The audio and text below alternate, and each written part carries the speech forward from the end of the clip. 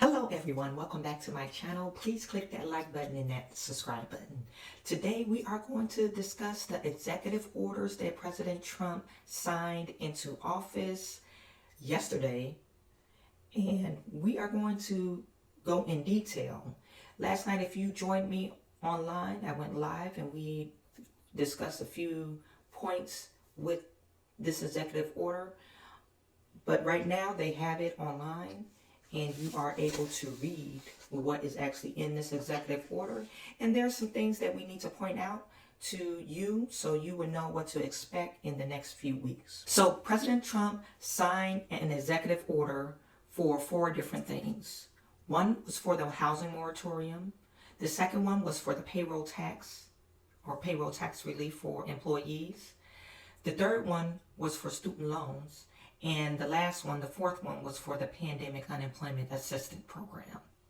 So let's talk about the Pandemic Unemployment Assistance Program.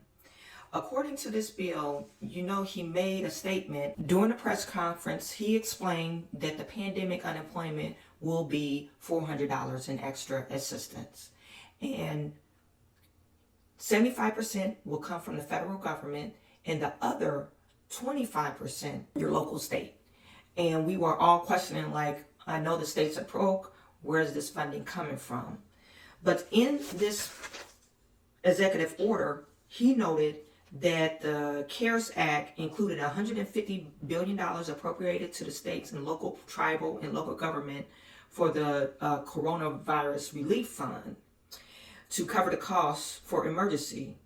On the latest report, they're saying that it's $80 billion left over on that CRF fund. And they want that $80 billion that was received in federal assistance to go to the pandemic unemployment. In addition, Department of Homeland Security and the Disaster Relief Fund has $70 billion in emergency assistance funding available. So he's proposing, or he's ordering FEMA to administrate or assist the Disaster Relief Fund and the coronavirus relief fund that was issued to the states to provide relief for the unemployment. 75 from the federal, and which will come from the disaster relief fund, which is $44 billion of that $70 billion that is left over. And that $80 billion that the states have, in general, I don't know how they're going to do that. They probably have to figure out how many people are unemployment in each individual state. That $80 billion that the states have already should allocate those funds to the federal unemployment assistance program. And this will go retroactive. So it will start August the 1st. So if you were eligible for unemployment or if you were filing for unemployment, you are able to get a retroactive payment as of August the 1st. I don't know if you guys remember in my last video, I said keep on filing your claims even though they're not paying out, because you don't want to start your claim over, okay? So if you're able, if this your week, your filing week, make sure you put your claim in. Whichever comes first. $25 billion in the DFR to spend. I don't know why they say $25 billion, because before that it says $44 billion. So when it reaches $25 billion in the DFR, or December the 6th, that's when your pandemic unemployment will be terminated. Okay. So the next thing we need to talk about is the deferring the payroll tax.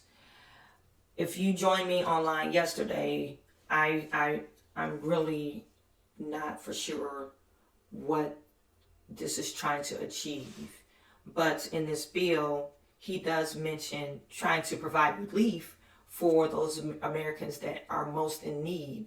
But if you really think about it, the Americans that are most in need, those are the ones that I was mentioning yesterday, that they will not have enough money saved up for their retirement. So for you to say, oh, we're going to, let you keep that money and spend it instead of putting on your retirement fund like Social Security and Medicare, I think is very irresponsible. And I think the American people, the ones that you're saying, oh, I'm trying to put more cash in their pocket, they're going to be it's going to be a really troublesome time for them when they're approaching retirement and when they don't have enough money in their Social Security. So the minimum Social Security, if you don't pay any taxes, the minimum Social Security amounts or the max Social Security amount you could get is $600. So $600. Who can live off of $600 a month? So when I mean, I might sound kind of harsh when I'm saying, oh, people are not going to have money for retirement, but can you live off of $600 a month right now? So when you retire, do you think you would be able to live off of $600? So Social Security was set up because people were in dire need of financial assistance when they retired or when they could no longer work. That's the whole purpose of Social Security. Medicare, we know healthcare is skyrocket. I mean, there's no legislation or no limitations of what they could charge you for healthcare. So, I mean, there are some limitations, but really, you can go into the doctor and they have charges that they could give you and you're not able to afford it, even with insurance. So I feel really, I know we're in a pandemic, but when you do stuff in the long run that's going to affect people negatively in the long run, it's a really sad thing, you know. If you gross $4,000 bi-weekly, you are able to take advantage of this payroll tax. This payroll tax is calculated pre-tax basis. So basically it's 7.65% of your gross revenue or gross income. Every week, and you can look at your check, every week Medicare and Social Security, or every 2 weeks, is taken out of your check. It's 7.65%. Okay? So basically, if you make less than $100,000 a year, you are able to take advantage of this payroll tax cut. This is for the period of September the 1st to December the 31st. And as long as you meet that condition. One thing, and he wrote in there, it should be no penalties. The Secretary of Treasury shall explore avenues, including legislations, to eliminate the obligation to pay taxes deferred pursuant to implementation of this memorandum. So basically what he's saying, you will get a deferment on your taxes, but eventually you will have to pay it back. But in this order, you won't have to pay it back with interest and penalties. Why don't you just take the taxes out now?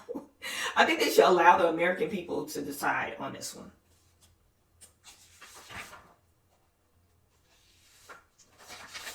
That's an executive order. That's really not an executive order. Oh, we're going to defer your taxes, but you're going to have to pay them back.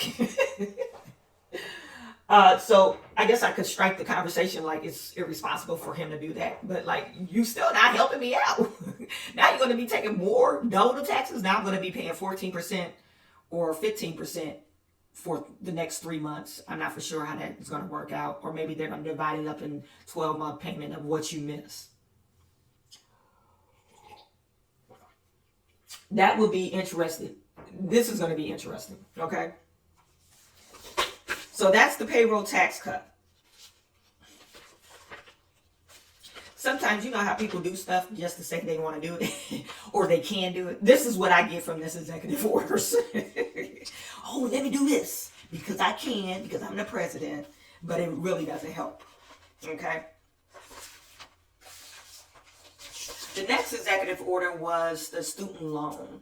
Now the student loans was deferred. Even payments were deferred. And those payments and the 0% interest was in fact for 60 days. Or they're scheduled to expire on September the 30th.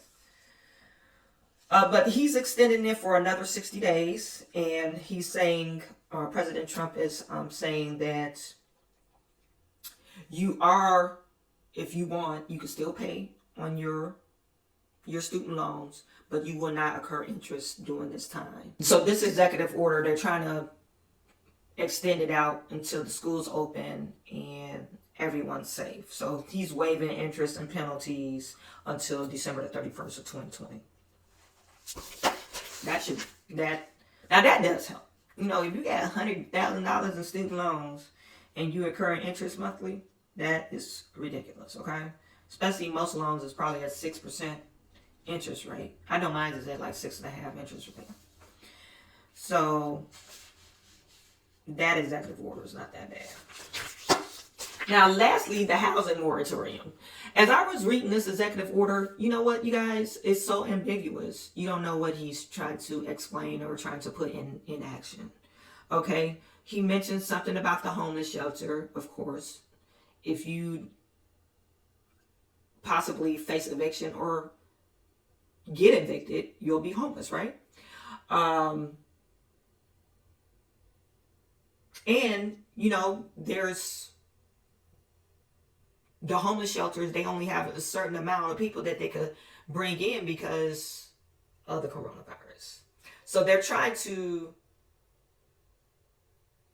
you know, eliminate evictions. He's calling on the Secretary of Treasury and Secretary of Housing of Urban Development to identify any of all available funds to provide temporary financial assistance to renters and homeowners as a result of financial hardship caused by COVID-19.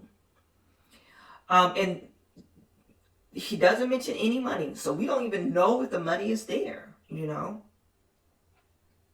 Secondly, he's calling on HUD to take action and provide public assistance or public housing. So they're extending the housing moratorium for another 60 days. And if you're facing foreclosure, they're extending that to August the 31st of 2020. So I guess it's two things. So, you know, the Federal National Mortgage Association and the Federal Home Loan Mortgage Enterprise to suspend foreclosures for 60 days. But then he says the FHFA has since announced that the enterprise will extend the foreclosure suspension to August the 31st, people. So you have August the 31st to get your act, hopefully get a hold of some money if you can.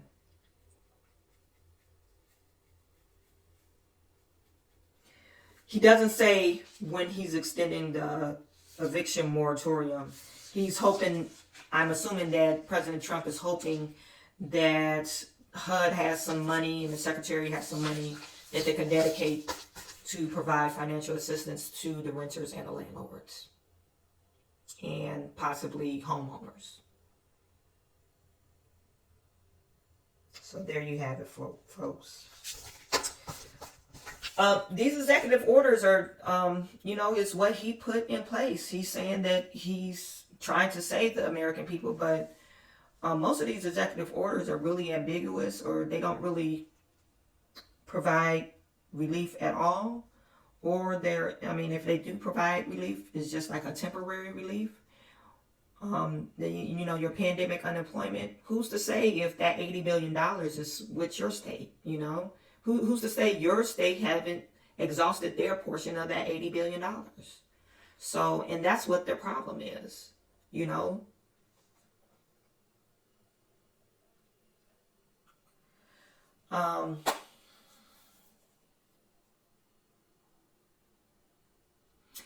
Yeah, please drop, your comments and your concerns in the comment section.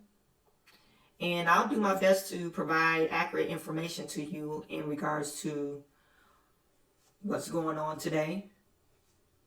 I really appreciate you guys. I'm almost at 4,500 subscribers.